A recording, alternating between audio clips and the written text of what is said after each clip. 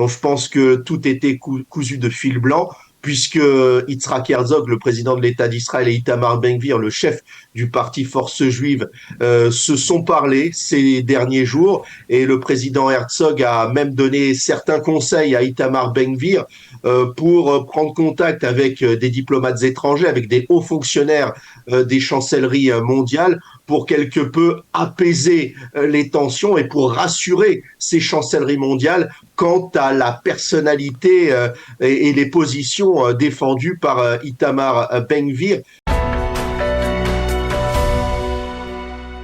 Nous allons revenir à la vie politique intense de ces derniers jours et en particulier aux consultations à la présidence de l'État qui ont débuté hier, qui vont se poursuivre aujourd'hui et demain, et des consultations où l'on a vu un président de l'État d'Israël, on va dire, bien plus actif, bien plus militant qu'on ne pouvait l'imaginer. Alors on va essayer d'en parler on va en parler directement avec notre ami Jonathan Serrero. Jonathan, bonjour, Boker Tov.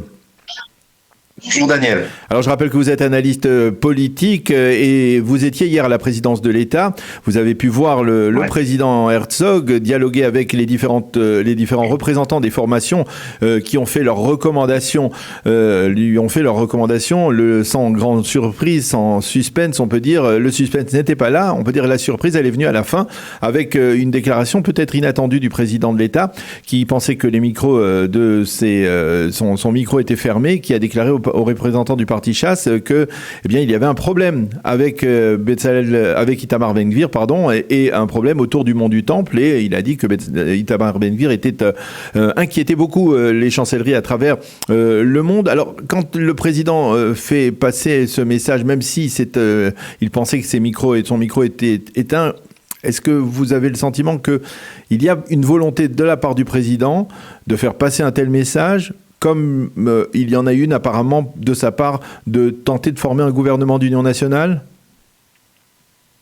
Vous le savez, Daniel, et vous suivez depuis de nombreuses années la vie politique israélienne. Je ne peux pas croire que le président Herzog ne savait pas que les micros étaient ouverts au terme de sa rencontre avec les représentants du Chasse. Donc je pense que tout était cousu de fil blanc, puisque Yitzhak Herzog, le président de l'État d'Israël, et Itamar Ben-Gvir, le chef du parti Force juive, se sont parlé ces derniers jours, et le président Herzog a même donné certains conseils à Itamar Ben-Gvir pour prendre contact avec des diplomates étrangers, avec des hauts fonctionnaires des chancelleries mondiales, pour quelque peu apaiser les tensions et pour rassurer ces chancelleries mondiales quant à la personnalité et les positions défendues par Itamar Ben-Gvir. Je pense qu'hier, le président Herzog a, entre guillemets, cachérisé Itamar Ben-Gvir aux yeux de la planète. On se souvient qu'Yitzhak Herzog est allé à Washington quelques jours avant la tenue des élections, a rencontré le président des États-Unis, Joe Biden. Joe Biden lui a fait part de ses inquiétudes quant à la personnalité et les positions d'Itamar Ben-Gvir. Et hier, Yitzhak Herzog a quelque peu dégonflé le ballon de baudruche autour d'Itamar Ben-Gvir et a posé Itamar Ben-Gvir en véritable homme d'État, en responsabilité, en future responsabilité, pourquoi pas, au poste de ministre de sécurité à la sécurité intérieure, Daniel. Alors, est-ce qu'il n'y a pas une sorte de contradiction? Parce que d'un côté, si le président œuvre en vue de l'Union nationale, c'est qu'il ne veut pas apparemment qu'Itamar Ben-Gvir siège dans le prochain gouvernement. Et si il dialogue avec Itamar Ben-Gvir et il tente de modérer ses ardeurs, c'est qu'il comprend que Itamar Ben-Gvir sera dans le prochain gouvernement. Expliquez-nous ce contraste, cette contradiction apparente.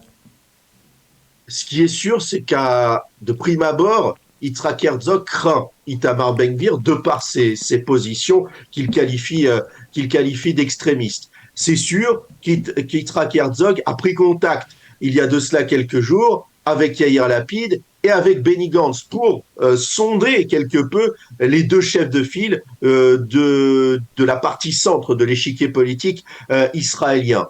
Et Yitzhak Herzog s'est vu confronté à deux refus quant à la volonté de Yair Lapid et de Benny Gantz de former un gouvernement d'union nationale dirigé par Benjamin Netanyahou.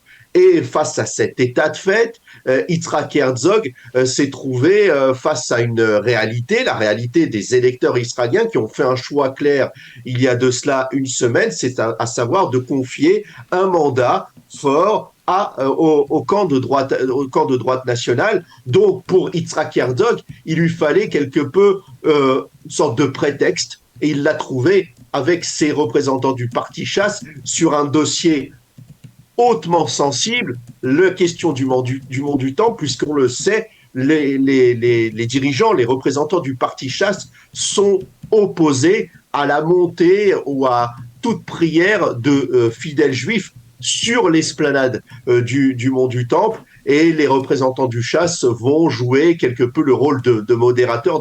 D'ailleurs, on a entendu que Aryeh Deri, le chef du parti chasse, sera quelque peu le chaperon d'Itamar Ben-Gvir dans ce futur gouvernement. Alors, la position du président de l'État, elle est assez intéressante à analyser parce que on a l'habitude, traditionnellement en Israël, on connaît le fait que le président de l'État a une fonction honorifique et qu'effectivement, l'une de ses deux prérogatives majeures, à part celle d'amnistier certains détenus, c'est de confier au député qui a le plus de chances de former une coalition le soin de former cette coalition. Mais là, on a le sentiment que le président va plus loin. Et je ne sais pas si, d'une certaine manière, il n'est pas en train d'outrepasser ses prérogatives, mais en tout cas, il le fait avec une sorte d'aura de consensus. Je pense que Yitzhak Herzog est dans son rôle de modérateur de la société israélienne, une société israélienne qui est sortie assez fracturée, on l'a vu lors des dernières élections. Alors certes, il y a une majorité donnée au camp de droite nationale, une majorité donnée à Benjamin, offerte à Benjamin Netanyahou, mais il se pourrait que la partie arabe israélienne se retrouve quelque peu discriminée par cette écrasante majorité offerte par le peuple israélien au camp de droite nationale, une opposition qui est, on peut le dire, morcelée. On l'a vu, pardon, on l'a vu lors des consultations hier avec les représentants du parti bleu-blanc, du parti du camp de l'État, d'Union nationale, qui refusent de recommander Yair Lapid. Donc, Yitzhak Herzog se pose quelque peu en modérateur, en réunificateur, pacificateur de la société israélienne.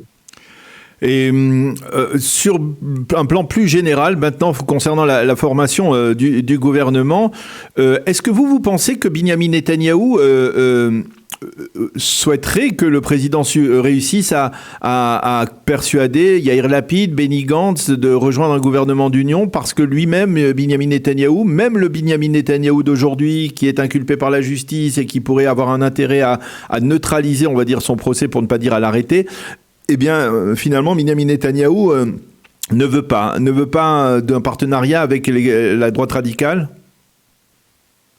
Je pense, Daniel, que l'on se dirige vers un gouvernement de droite nationale. C'est la volonté de l'électorat israélien qui a exprimé son point de vue il y a de cela maintenant une semaine. Benjamin Netanyahou prépare donc ficelle les derniers détails de son gouvernement d'union nationale. Je le vois mal, Benjamin Netanyahou, aller appeler ses anciens opposants qui l'ont quelque peu, entre guillemets, je vais utiliser un terme assez familier, pourri pendant près d'un an et demi sur les bancs de l'opposition. Non, Benjamin Netanyahou, aujourd'hui, n'a aucun intérêt à former un gouvernement d'union nationale. Il est parvenu à ses fins, puisque Benjamin Netanyahou a obtenu même plus de 61 députés, 64 députés. Donc après 5 élections, Benjamin Netanyahou a enfin obtenu cette majorité avec ses partenaires de droite, son bloc de droite, ce bloc de droite qu'il a formé au lendemain des premières élections. Donc tous sont parvenus à leur fin, à savoir gouverner le pays. Une dernière question, Jonathan. On dit que Benyamin Netanyahu parviendra à former son gouvernement d'ici mercredi, c'est-à-dire au lendemain de la séance inaugurale de la 25e Knesset. C'est possible, mais est-ce que finalement Benyamin Netanyahu ne va pas se servir du précédent du gouvernement Bennett-Lapid pour justement se montrer généreux envers les députés du Likoud qui certains sont pas particulièrement heureux d'avoir été par exemple écartés de la campagne électorale? Est-ce qu'on va se retrouver aussi avec un gouvernement gonflé à une trentaine, même plus peut-être, de ministres? Il faudra contenter les cadres du Likoud dans ce futur gouvernement.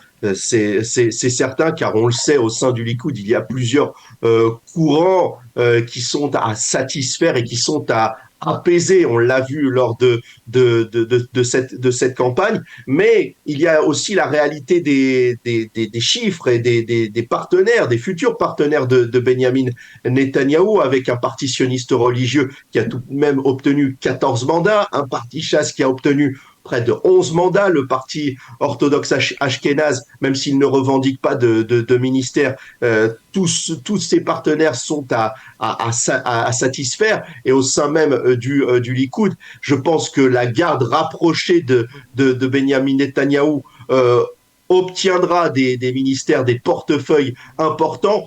Alors on parle ce matin de Bezalel Smotrich, peut-être au poste de ministre de la Défense. D'après certaines informations, je ne pense pas que Bezalel Smotrich occupera ce portefeuille stratégique de la défense. Peut-être que Yoav Gallant occupera plutôt ce portefeuille de la défense. Donc ce sera un jeu d'équilibriste connu pour le futur Premier ministre, pour Benyamin Netanyahou. Eh bien voilà, on en saura plus certainement dans les prochains jours. On verra si les choses se décantent rapidement ou bien si finalement ça commence à traîner.